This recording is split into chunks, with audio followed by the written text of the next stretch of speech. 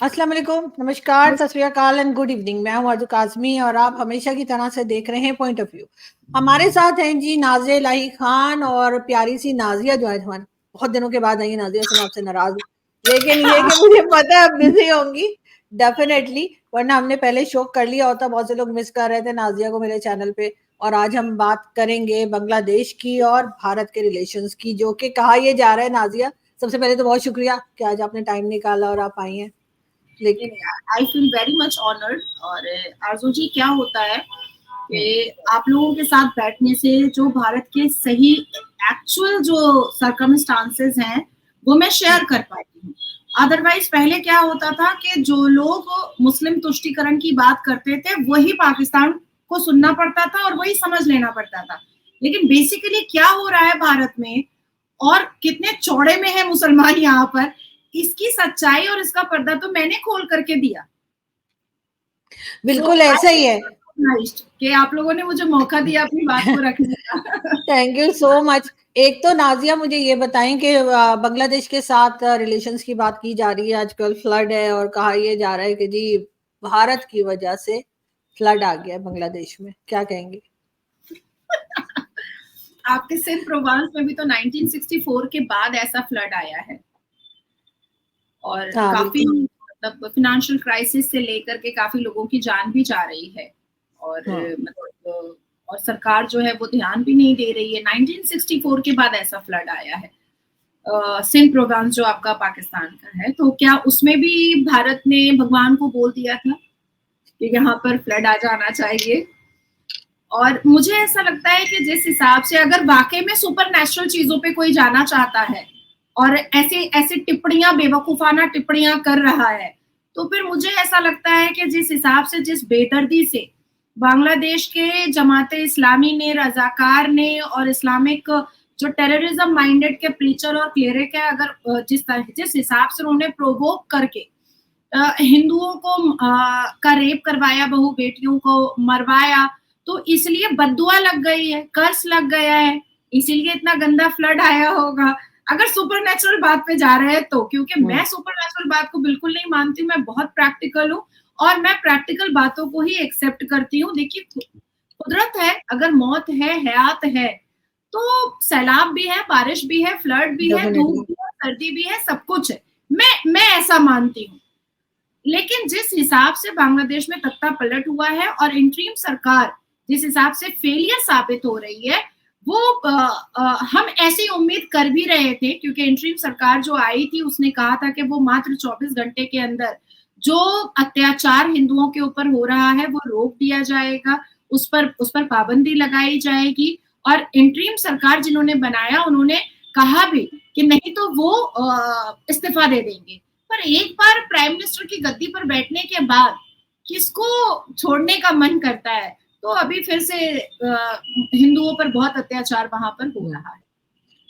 लेकिन आप किस तरह से देखती हैं, क्योंकि उस चीज को कि ममता बनर्जी ने भी कहा था कि जो लोग परेशान हैं वो भारत आ सकते हैं, लेकिन अब जो है सिचुएशन जो है बहुत ज्यादा बदल चुकी है और हम यही देख रहे हैं कि बांग्लादेश और भारत के बीच में अब वो पहले जैसे रिलेशंस दिखाई नहीं देते, कहीं ना कहीं टेंशन जो है वो दिखती है, क्योंकि इस वक्त शेख हसीना भी जो है वो भी भारत में है। तो आपको लगता है कि जो नई गवर्नमेंट आई है या आएगी उसके साथ जो है वो ममता बनर्जी का की कोई बात होगी या मोदी जी की कोई बात होगी? नहीं, ममता बनर्जी तो इस बीच में कहीं पर आ ही नहीं रही है। वो एक फॉरेन पॉलिसीज है, वो एक फॉरेन डिप्लोमेट के बीच में बात होती है, आदरणीय प्रधानमंत्री जी की बात हो सकती है, डॉक्टर एस जयशंकर जी की बात हो सकती है, अजित डोवल जी की बात हो सकती है, मगर वो एनएसए। ऑफर तो कर रही थी ना, वो ऑफर तो अपनी तरफ से उन्होंने दे दी थी। देखिए, अब कोई उठ करके कह दे कि भाई नाजिया इलाही खान एंजेलिना जॉली दिखती है, तो मैं उसको थोड़ी रोकने जाऊंगी। तो उसी तरीके से ममता बनर्जी जो है वो उठ करके आकर के अपना टांग घुसाने की कोशिश करती हैं। तो हालांकि शेख हसीना जब वहां पर थी ही तो उनके फॉरेन मिनिस्टर ने उनको बहुत लताड़ा था और गैजेट भी भेजा गया था बांग्लादेश की सरकार की तरफ से कि ये आप क्या कर रही हैं, ये तो आप जिहादियों को दावत दे रही हैं और ऐसे वजूहात पैदा कर रही है कि अगर कोई जाता है बांग्लादेश से और उसमें से अगर कोई रजाकार होता है, कोई कोई हिफाजतुल इस्लाम वाला होता है या कोई जिहादी ऑर्गेनाइजेशन वाला होता है या कोई जमात इस्लामी वाला होता है, तो फिर भारत की सरकार हमें कुछ ना बोले। और जैसे ही तख्ता पलट हुआ और शेख हसीना को भागना पड़ा, तो उसी के 23 मिनट के बाद ममता बनर्जी ने यहाँ पर प्रेस कॉन्फ्रेंस किया और कहा कि जो केंद्र की सरकार करेगी हम वो अग्री करेंगे, हम वही करेंगे, हमको और कुछ नहीं बोलना है और कुछ नहीं सोचना है। तो कहीं ना कहीं उनको डर लग गया, उनको समझ में आ गया कि भैया ये जो मैंने बीच में टांग घुसाया था वो गलत था। तो देखिए संवैधानिक तरीके से और हमारे जो पार्लियामेंट्री पीपल एक्ट है और पार्लियामेंट्री जो रूल रेगुलेशन है उसके हिसाब से ममता बनर्जी का कोई अथॉरिटी और कोई रिस्पॉन्सिबिलिटी ही नहीं है कि इस मुद्दे पर वो बात करे, कोई अथॉरिटी ही नहीं है। और अगर वो कर रही है तो वो असंवैधानिक स्टेटमेंट दे रही है जिसको बिल्कुल भी वैल्यू और महत्व नहीं दिया जा सकता है। अब आती है बात, जो आपने बहुत खूबसूरत बात पूछी है, बहुत अच्छा सवाल पूछा है कि भारत और बांग्लादेश के रिश्ते। देखिए आदरणीय प्रधानमंत्री जी आज से नहीं 2014 से इस बात को बता रहे हैं, जीरो टॉलरेंस। 2014 से इस बात को बता रहे हैं कि जो देश भी टेररिज्म ऑर्गेनाइजेशन और टेररिस्ट को पालेगा पोसेगा उसके साथ भारत के रिश्ते नहीं अच्छे हो सकते हैं, बिल्कुल नहीं अच्छे हो सकते हैं। अभी हालिया में हम लोगों ने देखा था मालदीव्स के जो प्रेसिडेंट है उन्होंने बहुत अजीब सी बातों का आगाज किया था, लेकिन जब वो घुटने टेक करके माफी मांगे तो फिर डॉक्टर एस जयशंकर गए और बातचीत सब संभल गई, अब सारी चीजें बेहतर है। कतर में देखिएगा कि 2023 में कतर के जो सरकार है उन्होंने हमारे 8 पूर्व नेवी ऑफिसर के फांसी के फंदे तैयार किए थे, लेकिन जैसे ही वो उनको मोदी जी की बात समझ में आई उन्होंने उनको बाइज्जत यहाँ भेजा और फिर मोदी जी को इनवाइट भी किया। हमारे आदरणीय प्रधानमंत्री उनके इनविटेशन में भी गए। चीजें बहुत बैलेंस्ड है, बाइज्ड नहीं है, अब बैलेंस्ड है। ईरान में आप देखिए कि मिसाल का जिस हिसाब से हत्या हुई, बहुत सारी महिलाओं का निकाब को लेकर के हत्या हुई, अब धीरे धीरे ईरान भी क्या हो रहा है कि वो भी लिबरल हो रहा है, वो भी मॉडर्न हो रहा है और वो भी अपनी अर्थव्यवस्था को और इकोनॉमिकल कंडीशन को बेटर करने के पर ही फोकस कर रहा है। तो अभी क्या है कि हमारे रिश्ते जो है वो ईरान से भी अच्छे हो गए। हम अफगान को मीम बनाया करते थे और सबसे ज्यादा पाकिस्तान ने मीम बनाया था अफगान का कि ये देखो ये बनेगा फाइनेंस मिनिस्टर, ये देखो ये बनेगा एजुकेशन मिनिस्टर, और आज अफगान आप लोगों से कहीं आगे निकल चुका टेक्नीशियंस में, टेक्निकल चीजों में, डिजिटल चीजों में, असलाह बारूद में, सारी चीजों में आप लोगों से कहीं आगे निकल गया और कितना एडुकेट हो रहा है धीरे धीरे अफगान। तो इसमें अभी अफगान से भी हमारे रिश्ते अच्छे हैं। मगर नाजिया एक सेकंड, मगर नाजिया अफगान फीमेल्स के साथ क्या करे? अब तो कहते हैं आवाज भी सुनाई ना दे, शक्ल भी दिखाई ना दे, वो सब कुछ तो फिर भी है problem. Religion, this is completely religion, क्योंकि वो इस्लामिक देश है और इसमें आदरणीय प्रधानमंत्री कभी भी इंटरवीन नहीं करेंगे, बिल्कुल नहीं करेंगे। और हमको अगर रिलीजन सिर्फ अफगान का तो कई जगह जो है ये रिलीजन है, कई दूसरी कंट्रीज है गल्फ की, कोई ऐसा नहीं रहता जो जहालत अफगानिस्तान तालिबान में तो यहाँ तक हो गया है कि औरतें बोल नहीं सकती हैं, औरतें सिर्फ वो पूरा नेट वाला, आंखों में भी नेट वाला हिजाब पहनेंगी। इवन ईरान के सरकार ने अभी नया बिल पास किया है कि बच्ची की निकाह 9 साल में हो जाएगा। तालिबान ने यहाँ तक कहा है कि महिलाएं जो हैं, वुमेन्स जो है वो अकेले ट्रैवल भी नहीं कर सकती हैं बिना किसी मर्द के, आवाज नहीं निकलनी चाहिए, किसी गैर मर्द पर शक्ल नहीं पड़नी चाहिए। तो देखिए ये उनका रिलीजियस सेंटिमेंट है जिसमें हम तो बिल्कुल भी इंटरवीन नहीं करना चाहिए और करेंगे भी नहीं। हाँ, अगर कोई टूरिस्ट वहां पर जा रहा है, अब जैसे मैं वहां पर गई, मैं मजहब से मुसलमान हूँ, लेकिन मेरे पास भारतीय नागरिकता है और मैं भारत का पासपोर्ट कैरी कर रही हूँ। अब अगर ऐसे में तालिबान की सरकार जो है वो मुझे आकर के टारगेट करती है, तब भारत और भारत की सरकार जरूर इंटरवेन करेगी, क्योंकि मेरी सभ्यता अलग है, मेरे सिविलाइजेशन अलग है, मेरे संस्कार अलग है। तो मैं तालिबान में भी ऐसे ही घूमूंगी जैसे मैं भारत में रहती हूँ। तो इसलिए टूरिस्ट के ऊपर वो कानून लागू नहीं होगा, लेकिन वो क्योंकि वो इस्लामिक देश है और इस्लामिक देश में अगर वो अपनी औरतों को एक कैद में रखना चाहते हैं तो आई डोंट थिंक इंटरवीन करना चाहिए। अब आते हैं हम भारत और बांग्लादेश के ट्रेड के रिलेशन पर। तो मुझे ऐसा लगता है कि आरजू जी आपके साथ आजकल बहुत अच्छा ट्रेड चल रहा है, आपकी सरकार के साथ। होना चाहिए। किसका? भारत का?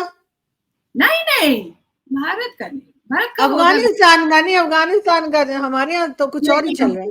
Let me complete. बांग्लादेश और पाकिस्तान का बहुत खूबसूरत ट्रेड का अच्छा। रिलेशन चल रहा है, और मैं बता देती हूँ कि किस चीज हम्म। के ट्रेड का रिलेशन चल रहा है। बांग्लादेश इंटरिम गवर्नमेंट ने पाकिस्तान को बोला है सप्लाई करने के लिए 40,000 round of ammunition, tank ammunition 20,000 quantity, 40 tons of RDX और explosive in wax consistency and 2,900 high intensity rifle. तो ठीक है, अगर ये चीज तो वो किसी से भी ले सकते हैं, अगर हमसे ले रहे हैं तो क्या दिक्कत है? ये तो किसी और से भी ली जा सकती है ना। RDX 40, मतलब आपसे ट्रेड इन्हीं सब चीजों का हो सकता है क्या?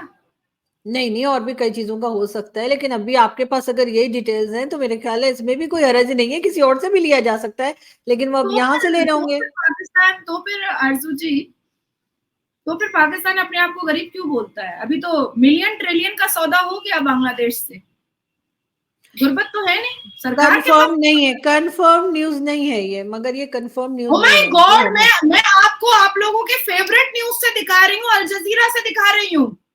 वो बात ठीक है, लेकिन आपको पता है अल जजीरा बैन है पाकिस्तान में। दिखा रही अल हूँ। जजीरा आता नहीं, आपको ये मालूम है कि अल जजीरा से प्रॉब्लम रहती है हमेशा पाकिस्तान को और कई दूसरी कंट्रीज को, लेकिन आप इस ये, न्यूज को, आप इस, लेट मी कंप्लीट, लेकिन अगर आप इस अगर न्यूज अगर को, इतना बिलियंस आ रहे होते तो फिर हम रो क्यों रहे होते नाजिया? अच्छा ये न्यूज आपको आपको जितने भी इंटरनेशनल न्यूज और जियो पॉलिटिक्स को जितने भी बड़े चैनल्स और जितने भी बड़े डिजिटल प्लेटफॉर्म और प्रिंट मीडिया कैप्चर करती है और एंटरटेन करती है, आप अल जजीरा में देखिएगा, आप बीबीसी में देखिएगा, आप द टाइम्स अलजेब्रा में देखिएगा, सब पे आया हुआ है कि इतने सारे असलहा बारूद जो है वो बांग्लादेश ने मंगवाए हैं। अब आती है बात, मैं बहुत अच्छे से विस्तार से बता देना चाहती हूँ कि ये तो सौदा ट्रेड का हो गया है, ऑलरेडी हो गया है, आई और विश के हो जाए, और हो आई विश गया के है। पैसा भी आ जाए, क्योंकि पैसा तो इनके पास आ नहीं रहा। आपके सरकार की, देखिए मेरे पास पूरा डिटेल्स है इसका,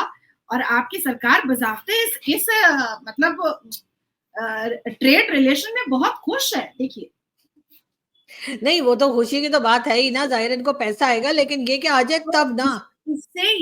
इससे ये साबित होता है कि पाकिस्तान की सरकार के पास पैसे हैं, वो अवाम को छोड़ करके रखी है नंगा भूखा जाहिल बेरोजगार, लेकिन पाकिस्तान के पास भीख मांग करके जो पैसे आते हैं वो उससे RDX खरीदवाता है, बम गोली बारूद खरीदवा करके अपने पास रखवाता है, लेकिन अपनी अवाम को भूखा रखा हुआ है।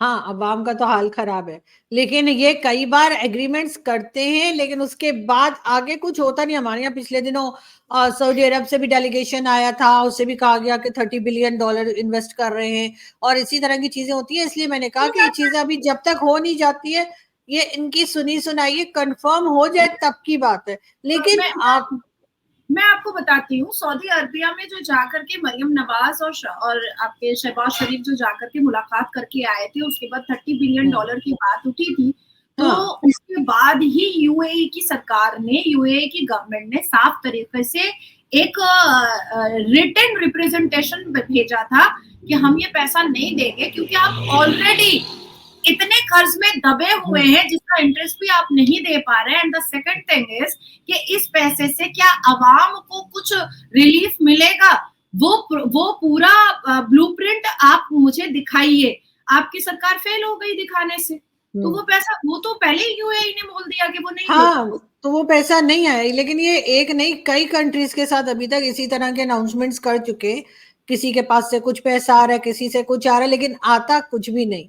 मगर पाकिस्तान और बांग्लादेश गवर्नमेंट चेंज होने के बाद से ज्यादा क्लोज दिखाई दे रहे हैं। हमारे यहाँ तो बड़ी खुशियां भी मनाई गई, और भारत में ये ऐसा लग रहा है कि सब कुछ ठीक नहीं चल रहा। तो आपको लगता है कि नई गवर्नमेंट जो आएगी उसके साथ जो है वो टर्म्स ठीक होंगे, या आपको लगता है कि नहीं शेख हसीना वापस जाएंगी और वो इलेक्शन में हिस्सा लेंगी? एक ये भी खबरें चल रही थी। देखिए नई सरकार, पहले मैं ये क्लियर कर दूं कि नई सरकार कोई भी आए, कोई भी बांग्लादेश में आए, अगर वो संवैधानिक तरीके से वहां पर काम करेगी, अगर वो बांग्लादेश को इकोनॉमिकली और बूस्ट करने पर काम करेगी, एजुकेशन सिस्टम जैसे शेख हसीना साहिबा ने संभाल करके रखा था, क्योंकि बांग्लादेशी आर वेरी एडुकेटेड। मैं बांग्लादेशी कई जर्नलिस्ट के साथ इस दौरान बैठी हूँ, मेरी एकदम फेस टू फेस बात हुई है। दे आर वेरी इंटेलिजेंट, और बांग्लादेशी मुस्लिम्स और हिंदूज, तो हर रिलीजन जो है वो बहुत एडुकेटेड होते हैं। तो एजुकेशन सिस्टम को और सारी चीजों को अगर बायस नहीं बल्कि बैलेंस तरीके से अगर संभालने को तैयार है, और ये टेररिज्म वाला दिमाग से निकालने को तैयार है, तो भारत के रिश्ते अच्छे रहेंगे, डेफिनेटली अच्छे रहेंगे।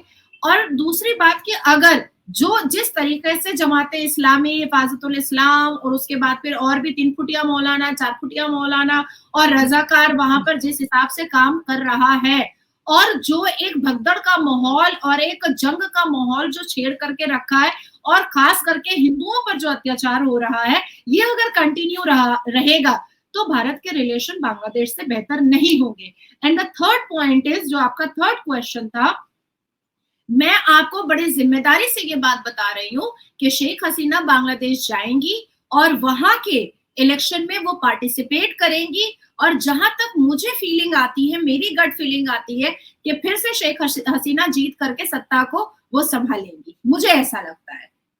दोबारा आपको लगता है कि वो जाएंगी और उसके बाद इलेक्शन के बाद दोबारा वो जीत के और फिर से वो सत्ता पे आएंगी? लेकिन ऐसा कैसे पॉसिबल हो रहा है? अगर ऐसा ही होता तो फिर इस तरह से गवर्नमेंट को गिराया तो ना जाता जैसे उनकी किया गया। देखिए, एक होता है ना बहुत स्ट्रैटेजिकली चीजों को सेट करना, और सरकार की नाक के नीचे सरकार को धोखा देना। हम एक बार किसी से धोखा खा सकते हैं, लेकिन बार बार हम किसी से धोखा नहीं खा सकते हैं। तो अब जो शेख हसीना का हो गया है ना, वो बहुत ज्यादा सतर्क हो चुकी हैं, और वो उनके दिमाग के पट्टे खुल चुके हैं कि मुझे किस पे भरोसा करना और किस पे भरोसा नहीं करना है।